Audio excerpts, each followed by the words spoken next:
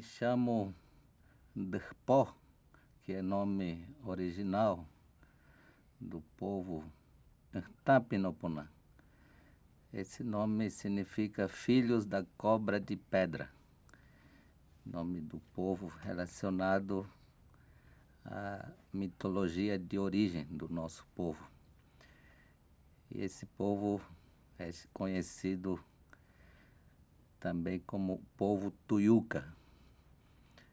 Nós estamos localizados na região do Alto Rio Negro, no estado do Amazonas, que essa região também é chamada de Cabeça do Cachorro, por causa do mapa. Então, lá que eu nasci e estudei, e agora atualmente estou atuando na sede do município de São Gabriel da Cachoeira. Sou filho de mestres de danças tradicionais. Eu fui preparado para ser um dos continuadores, mas só que depois eu encaminhei para o caminho de estudos. Então, estudei a filosofia, curso de filosofia com licenciatura plena nesse curso. Depois estudei teologia, fiz mestrado em educação direcionada para a área indígena, formação de professores, área de concentração, diversidade cultural e educação indígena. E agora, no doutorado na Universidade Federal do Amazonas, eu trabalho sobre a festa de oferecimento e recebimento de frutas, que tradicionalmente era conhecida como festa de Dabucuri. Então, com essa tese, eu quero organizar até onde eu puder conseguir, porque são temas profundos para os povos da nossa região, mostrar o que tem por detrás das festas, quais são os ensinamentos fundamentais que garantem a sustentabilidade da vida dos povos, como os discursos, as pinturas expressam o sentido existencial de um povo. A educação, na nossa língua tuiuca, se diz bueré. Bueré, para português, seria educação. A educação se faz falando e outro ouvindo.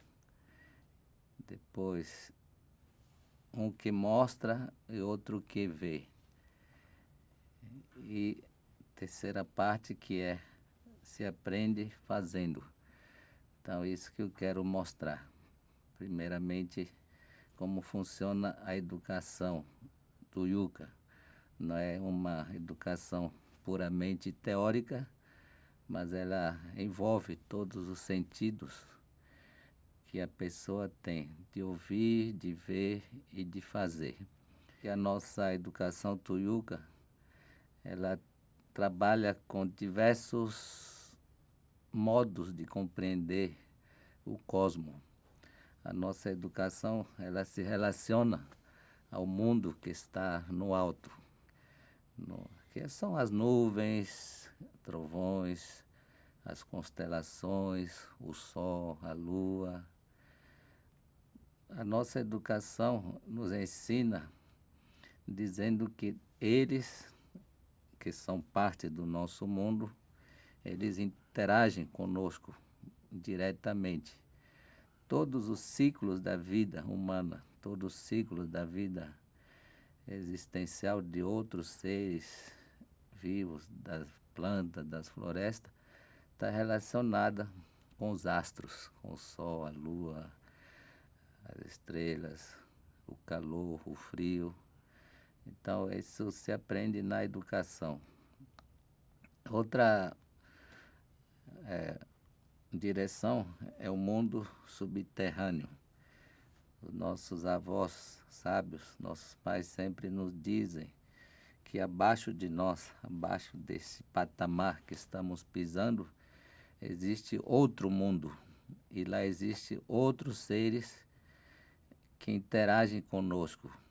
Então, quando eles nos educam, é para ter certeza que nós estamos em cima da casa dos outros. Por isso que o mundo é considerado como uma casa ritual. Se dizia maloca. Hoje a gente, na região do Rio Negro, a gente evita usar o termo maloca, porque é uma tradução da língua portuguesa como uma casa do mal, oca e mal. Então se convencionou usar preconceituosamente maloca para dizer que casa do índio é casa do mal. Então a gente hoje definiu como movimento indígena, como movimento de educação escolar indígena, como casa dos saberes. Então esse mundo subterrâneo, lá estão os minérios, riquezas que interagem conosco, que são utilizados nos seus discursos rituais, nas danças. Antigamente, os sábios, mestres de dança, usavam os brincos de diamante, de pedras preciosas. Outra direção é esse mundo, esse patamar horizontal. Se diz que tem 4 portas, né? Uma porta no sol nascente, outra porta no sol poente. E a casa ritual, ele para nós tem 2 portas só. Uma casa onde o sol nasce e outra casa onde o sol se põe. Então existe essa compreensão. E a casa ritual é o mundo onde nós estamos vivendo. E essas portas, 4 portas, é que nos ajudam a ver a amplitude do mundo e o nosso bem-estar como um povo, através de nossos rituais, de danças, de diversidade de cantos, cada ciclo de fruta, de peixes, cada ciclo da vida. Tem músicas, danças que os nossos sábios vão fazendo para nos dizer que está tudo interligado. Nós temos que aprender sempre estar bem, em harmonia com esses vários mundos que eu falei. Então, por isso que a nossa educação, ela não é simplesmente decorar algumas lições, fazer uma provinha, passar de ano. A nossa educação, ela nos ensina a viver profundamente os grandes sentidos existenciais da nossa vida e dos outros seres vivos, o meio ambiente, o cosmos em geral. Ano passado, eu fui convidado para fazer parte do grupo de assessores do Sínodo sobre a região panamazônica. Então, nós fomos escolhidos 5 assessores inicialmente. Um deles fui eu, por ser um padre, por ter escrito vários artigos sobre a evangelização, sobre a questão da enculturação. Enculturação é no sentido de dizer como que a igreja, como que eu, sendo um tuiuca, posso ser e fazer diferente as celebrações, os cantos, a liturgia. Então eu escrevi. E depois, como também participo ainda, como membro da teologia índia. teologia índia recupera os sentidos das nossas espiritualidades indígenas, filosofias, pedagogias, memórias, histórias indígenas, antes da chegada dos colonizadores e depois como que isso foi se transformando, desaparecendo em muitos aspectos e como que nós podemos vivenciar isso.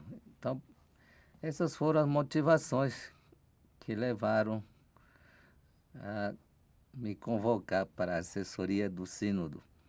Então, depois, em abril, nós tivemos essa reunião do Conselho Pré-Sinodal, onde os bispos que fazem parte do Conselho discutem os temas escritos sobre a Amazônia, que eram sobre questão da biodiversidade, sobre os povos indígenas, sobre os direitos dos povos indígenas, sobre a espiritualidade indígena.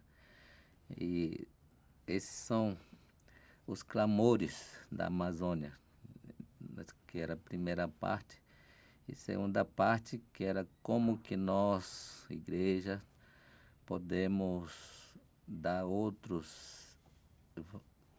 valor para essa situação, quais seriam nossos compromissos de defesa da Amazônia, defesa dos povos amazônicos, visibilização da Amazônia.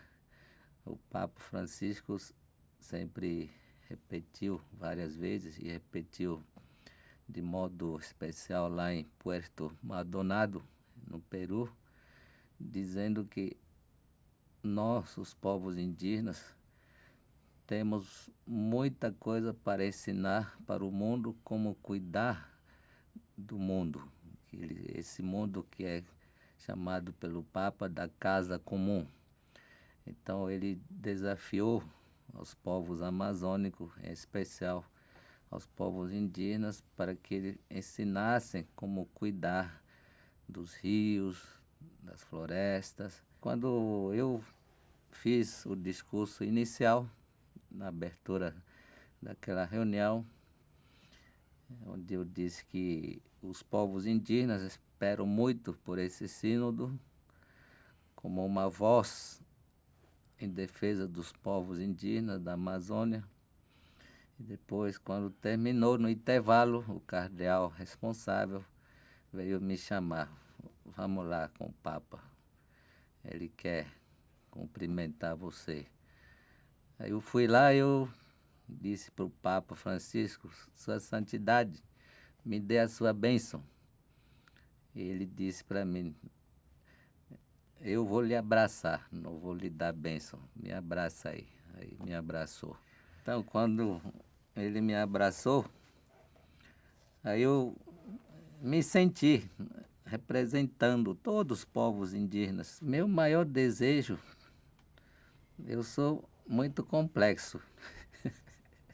Eu quero ser como meus parentes, meus avós, ter domínio de discursos rituais,